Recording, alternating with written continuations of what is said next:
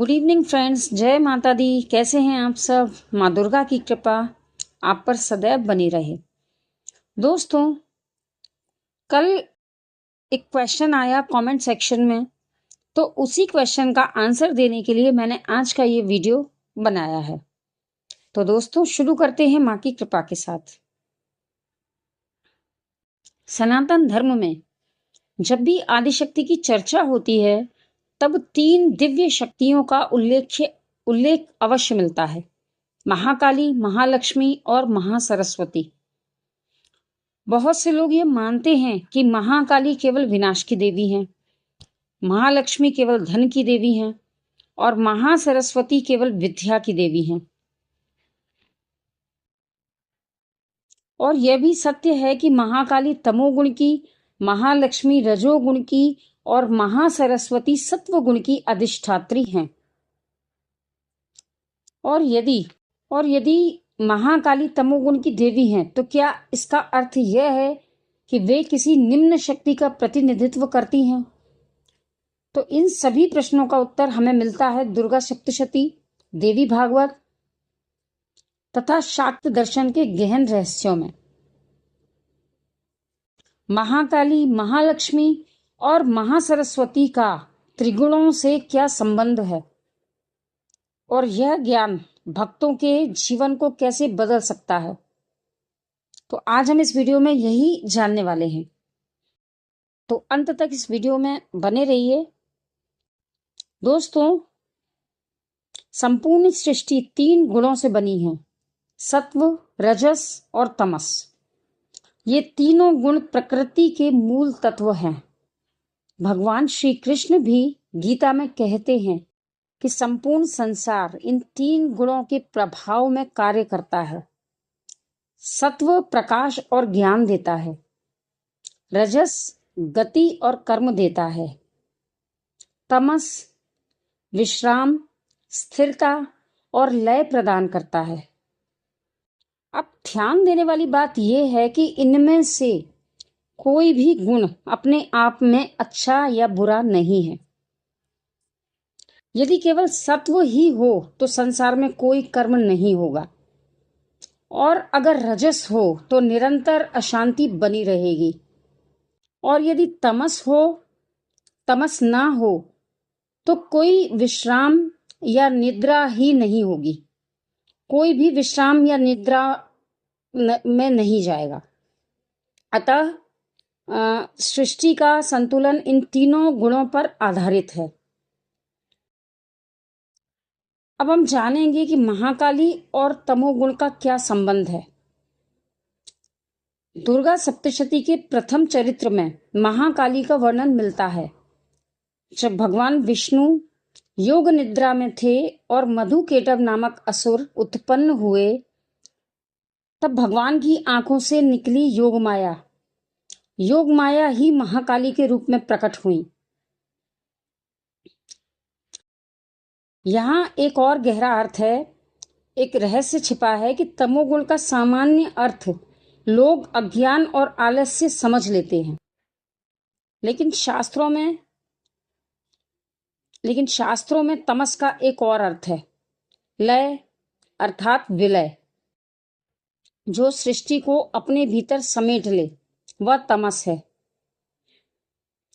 महाकाली समय की भी अधिष्ठात्री हैं, काल अर्थात समय, और जो समय को भी नियंत्रित कर ले, वे हैं महाकाली। इसलिए महाकाली केवल विनाश नहीं करती, बल्कि सृष्टि को पुनः मूल अवस्था में ले जाती हैं। जैसे रात के बिना दिन अधूरा है, वैसे ही तमस के बिना सृष्टि अधूरी है। महाकाली तमोगुण की शासक हैं, परंतु वे स्वयं तमोगुण से परे हैं। अब हम जानेंगे महालक्ष्मी और रजोगुण का संबंध क्या है। दुर्गा सप्तशती के मध्य चरित्र में महालक्ष्मी का दिव्य स्वरूप वर्णित है। जब महिषासुर के वध के लिए सभी देवताओं की शक्तियां एकत्र हुईं, तब महालक्ष्मी प्रकट हुईं।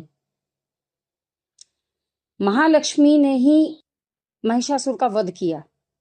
तो रजोगुण का अर्थ है गतिशीलता, सृजन, कर्म, ऊर्जा और विस्तार। यदि संसार में रजोगुण ना हो तो कोई कार्य नहीं होगा, कोई परिवार नहीं होगा, कोई व्यापार नहीं चलेगा, कोई साधना भी नहीं हो पाएगी।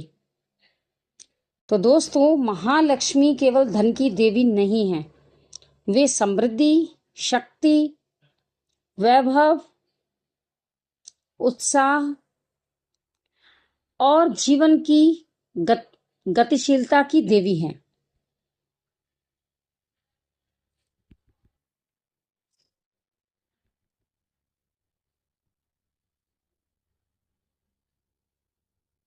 इसलिए उन्हें रजोगुण की अधिष्ठात्री कहा जाता है।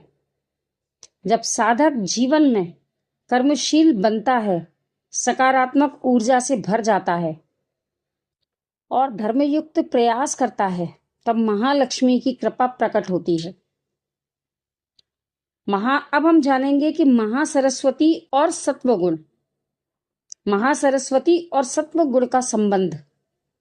अब आते हैं महासरस्वती पर। दुर्गा सप्तशती के उत्तर चरित्र में महासरस्वती का वर्णन मिलता है। उन्होंने शुंभ और निशुंभ जैसे असुरों का संहार किया। तो दोस्तों, सत्वगुण का अर्थ है ज्ञान, पवित्रता, प्रकाश, संतुलन और विवेक। जब मन शांत होता है तब ज्ञान उत्पन्न होता है। जब ज्ञान उत्पन्न होता है तब सत्य का बोध होता है। महासरस्वती इसी दिव्य चेतना की अधिष्ठात्री हैं। वे केवल पुस्तकीय ज्ञान की देवी नहीं हैं, वे आत्मज्ञान की देवी हैं, वाणी की देवी हैं, विवेक की देवी हैं। इसलिए सत्वगुण का संबंध महासरस्वती से जोड़ा जाता है। और अब बात यह है कि क्या ये तीनों देवियां अलग हैं? क्या महाकाली, महालक्ष्मी और महासरस्वती तीन अलग अलग देवियां हैं? तो इसका आंसर मैं अपने पिछले कई सारे वीडियोस में आपको दे चुकी हूं कि ये तीनों देवियां अलग नहीं हैं। ये एक ही आदिशक्ति के तीन दिव्य स्वरूप हैं। ये मां आदिशक्ति के ही रूप है।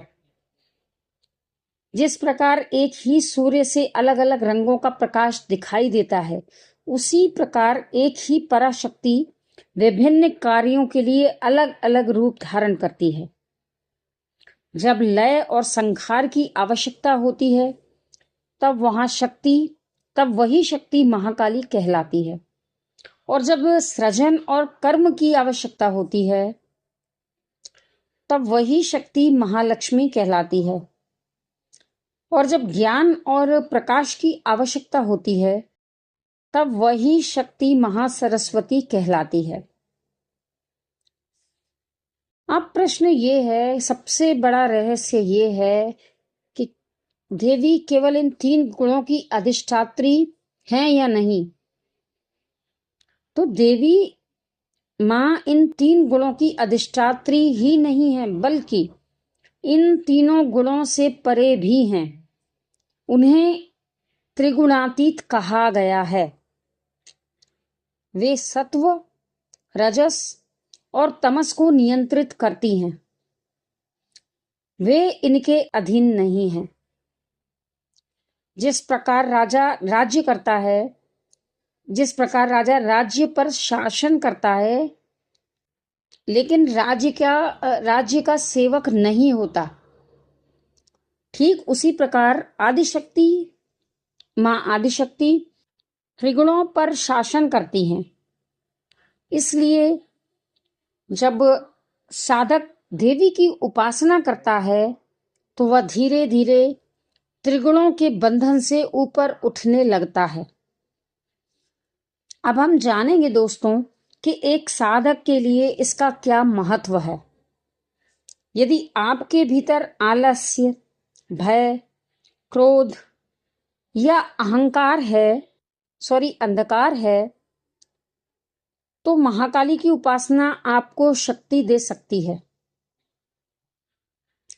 यदि जीवन में उत्साह, सफलता और कर्म शक्ति की आवश्यकता है, तो महालक्ष्मी की कृपा आवश्यक है। और यदि ज्ञान, विवेक और आध्यात्मिक उन्नति चाहिए, तो महासरस्वती की आराधना करनी चाहिए। लेकिन अंततः साधक को ये समझना चाहिए कि ये तीनों शक्तियां अलग नहीं हैं।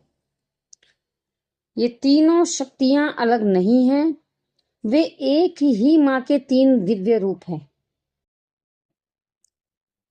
तो साधकों, आज हमने जाना कि महाकाली का संबंध तमोगुण से है, महालक्ष्मी का संबंध रजोगुण से है, महासरस्वती का संबंध सत्वगुण से है। लेकिन ये तीनों देवियां त्रिगुणों से परे है। वे एक ही आदिशक्ति के विभिन्न स्वरूप हैं। यही कारण है कि शाक्त परंपरा में महाकाली, महालक्ष्मी और महासरस्वती को त्रिशक्ति कहा जाता है। तो दोस्तों, यदि आपको यह आध्यात्मिक रहस्य समझ आया हो, पसंद आया हो, तो वीडियो को लाइक करें, चैनल को सब्सक्राइब करें और कमेंट में लिखें जय मां भवानी, जय मां आदिशक्ति, जय माता दी। तो दोस्तों, मिलते हैं एक नई जानकारी के साथ नेक्स्ट वीडियो में। तब तक के लिए जय माता दी। अपना ख्याल रखिए, प्रेम से रहिए, प्रेम से कहिए जय माता दी। Thank you so much for watching my video. Bye bye.